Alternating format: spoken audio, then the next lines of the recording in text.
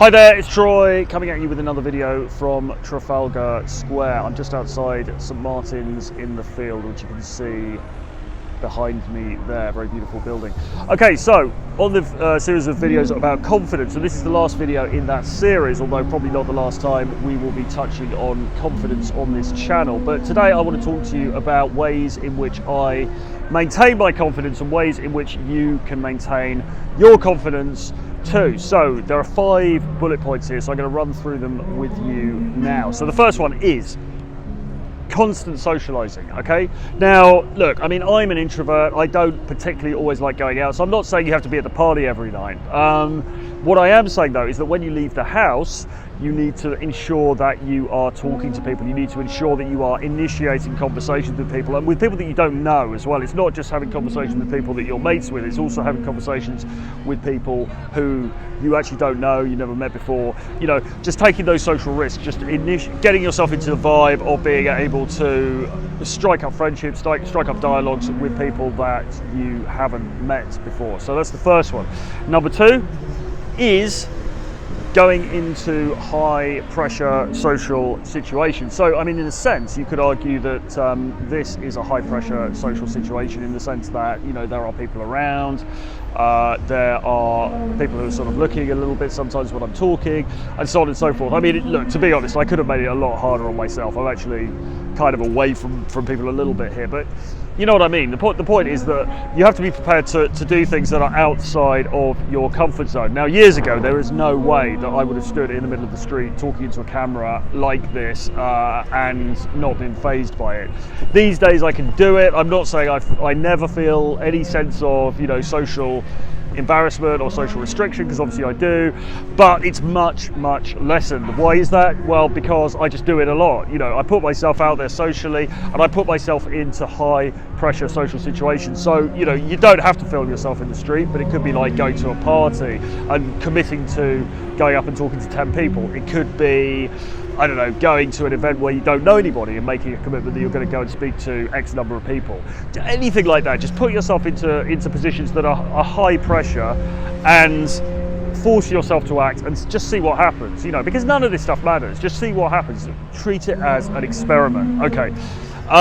The next one is pushing the envelope. So pushing the envelope socially in terms of what you can get away with. Now, you know, I could get into all sorts of trouble for this. I'm not talking about something like on that Sacha Baron Cohen film when he brings the prostitute to the dinner table and all of that. I mean, I'm not talking about doing ridiculous things, but I am talking about, you know, just pushing things a little bit further in terms of your humour, making jokes you're not sure if you can get away with, being cheeky sometimes when you're not sure if you can get away with it. Just, you know, because the reality is, if you've got sufficient charisma, if you've got sufficient sort of social dominance, then you can get away with a lot more than you think. But the only way that you're going to get there is by practicing pushing the envelope first and getting used to it. And this is all really about inuring yourself to the natural fear that we all have about upsetting other human beings around us, because actually people are very resilient. They're not going to get upset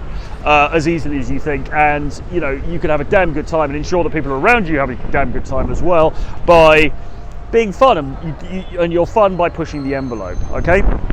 The next thing is learning to see rejections as part of the game. Now, obviously here, this particularly pertains to dating and so on. So it might be that, you know, going up to talk to attractive girls and getting rejected by them.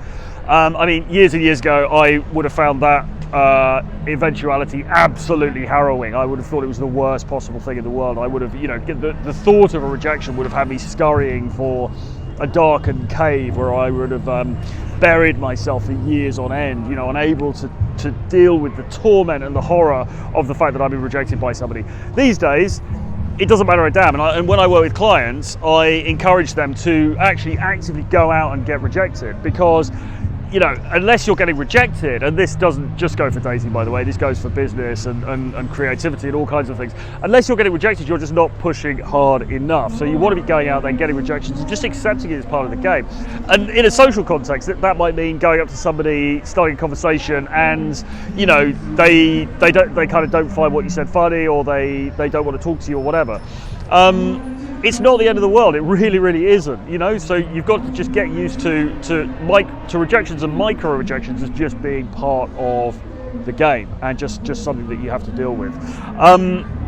The final one, number 5, is quite a personal one to me, and this is not having a crutch. Now, what I mean by that is that I used to drink alcohol prolifically until my late 20s, really. Actually, I gave up in my late 20s, and then I stopped, and I had to stop because my personality is such that I have an addictive personality, right? So I'm not the sort of person who's able to just have one drink or one of anything. You know, I have one, and then I want one more, and then I want one more, and one more, and that gets me into a lot of trouble. So for me, because of a variety of things that happened in my 20s, in the end, I gave up drinking. I went to an organisation that helps with that, and I can give you details of that if you drop me a mail if that's something you're interested in. But yeah, and I really turned around my life, and it's the best decision that I've ever made. But a peripheral benefit of that was that it forced me to go out and be social without the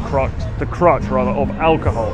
Now, hopefully for you don't have the same issues with alcohol and other substances that I had, and you know, I hopefully you're saying that you don't, but still there is some value in going out and socializing sober, because when you do that, you just totally put yourself on the line. It's like it's playing on hard mode. Do you know what I mean? But if you can get used to it, then nothing will faze you, because you know, most people, I mean, like most people here in central London, most people need a drink or two to get lubricated socially. But if you could do it without, that's like a superpower. Do you know what I mean? And the truth is, you know, a lot of people, they wake up the next day with the hangover, and they find it very hard to talk to people or look people in the eye, because they're still, you know, they don't have that alcoholic crutch. If you don't need the alcoholic crutch, then you are ahead of 95% of the people out there. So I would highly recommend at least practicing going out and interacting with people and socializing with people without drinking. Okay, so those are the 5 points. Shall I read them back to you? Yes, I think I will. Number 1, constant socializing. Number 2, going into high pressure social situations. Number 3, pushing the envelope socially. Number 4, learning to see rejections as part of the game. And number 5, not having a crutch, i.e. alcohol. So that's it for confidence for this week, for this video certainly. I will leave it there. Do sign up, subscribe to my channel, subscribe to my daily email list, link below, and do grab a copy of Renegade Dating Blueprint, which is my digital bundle of 11 books about dating, seduction, game, the sexual marketplace, and all of that wonderful stuff. And from Trafalgar Square, I will say goodbye. Bye-bye.